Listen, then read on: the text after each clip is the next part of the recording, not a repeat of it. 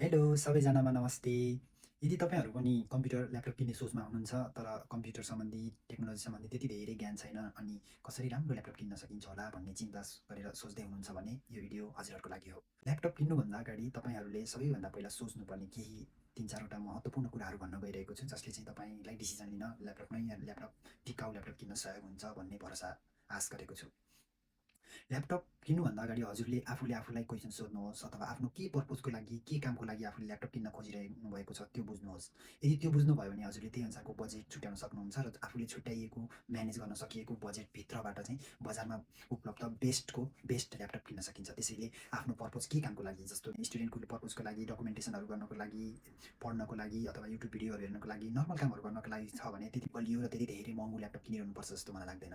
यदि तपाईँ प्रोफेसनल काम गर्न चाहनुहुन्छ, सफ्टवेयरहरू चलाउनुहुन्छ, फोटो एडिटिङ, भिडियो एडिटिङहरू गर्नुहुन्छ, गेमहरू खेल्नुहुन्छ भने चाहिँ अलिकति महँगो अनि अलिकति बलियो ल्यापटप किन्नुपर्छ जस्तो लाग्छ। त्यसैले पहिलो नम्बरमा चाहिँ आफ्नो पर्पज के हो, आफूले केका लागि किन्दै खोज्नुभएको छ, किन ल्यापटप चाहिएको छ भनेर यदि क्लियर आइडिया भयो भने त्यही अनुसारको बजेट अनि त्यही बजेटमा राम्रो ल्यापटप किन्न सकिन्छ। दोस्रो नम्बरमा भनेको चाहिँ प्रोसेसर, ऱ्यामहरू हेर्ने गर्नुहोस्। ल्यापटप किन्दा एकदमै महत्त्वपूर्ण कुरा भनेको प्रोसेसर, ऱ्यामहरू हो। प्रोसेसर चाहिँ जहिले पनि नयाँ जेनेरेसनको किन्ने कोसिस गर्नु होला। अब नयाँ जेनेरेसन भर्खरै निस्केको चाहिँ धेरै महँगो पर्न सक्छ, तर सुन्नुभएको होला नि i5, i7 भन्ने टाइपको हो। त्यसैले कम्तीमा पनि i5 भन्दा माथिको किन्ने कोसिस गर्नु होला। i5, i7 सम्मको किन्नुभयो भने धेरै राम्रो हुनेछ।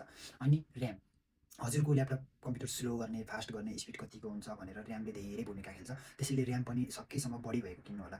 8 GB भन्दा कम भएको ऱ्याम चाहिँ आजकलका ल्यापटपहरू नकिन्नु होला। र यस्तै गरी स्टोरेज अथवा भनिन्छ नि के मेमोरी, स्टोरेज हो। स्टोरेज पनि कम्प्युटरको एकदम महत्त्वपूर्ण पार्ट हो अर्को।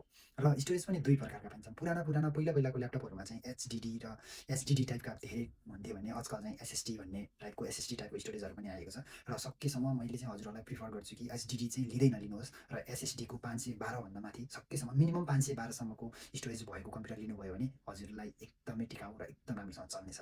अर्को कुरा भनेको हामीले ल्यापटप केही कामको लागि, केही पर्पजको लागि लिन्छौँ, बोकेर हिँड्न, काममा लग्न, ल्याउन, यसरी क्यारी गरेर हिँड्नलाई सजिलो होस् भन्ने पर्पजले लिएको हुन्छौँ। त्यसैले ल्यापटप किन्दा ल्यापटपको वेट अनि ब्याट्री ब्याकअप कति हुन्छ भनेर सोध्नु पनि एकदम महत्त्वपूर्ण कुरा छ। जब तपाईँ किन्न जानुहुन्छ पसलमा या स्टोरमा, त्यहाँ सोध्नुहोस् कि यो ल्यापटपको ब्याट्री ब्याकअप कति छ, यसले कति घन्टासम्म काम दिन्छ भनेर। मिनिमम 6-7 घन्टाभन्दा माथि दिन्छ भन्यो भने त्यो पनि तपाईँको लागि धेरै राम्रो कुरा हो। अनि धेरै वेट, धेरै हेभी ल्यापटप किन्नुभयो भने पनि अफिस जाँदा आउँदा होस् या स्कुल कलेज जाँदा आउँदा बोकेर हिँडिरहन धेरै गाह्रो हुन्छ। हजुरहरूलाई यी मैले 4-5वटा कुरा भने, यी 4-5वटा कुराहरूमा ध्यान दिएर आफ्नो बजेट छुट्याएर, आफ्नो पर्पज छुट्याएर यदि बजारमा निस्किनुहुन्छ भने हजुरहरूले एकदमै राम्रो अनि धेरै टिकाउ र आफूलाई चाहिएको जस्तो ल्यापटप किन्न सक्नुहुन्छ। त्यसैले नयाँ ल्यापटप किन्नु खोज्दै हुनुहुन्छ भने यो भिडियो हेर्नुहोस्, बुझ्नुहोस् र अनि बजारमा जानुहोस्। धन्यवाद।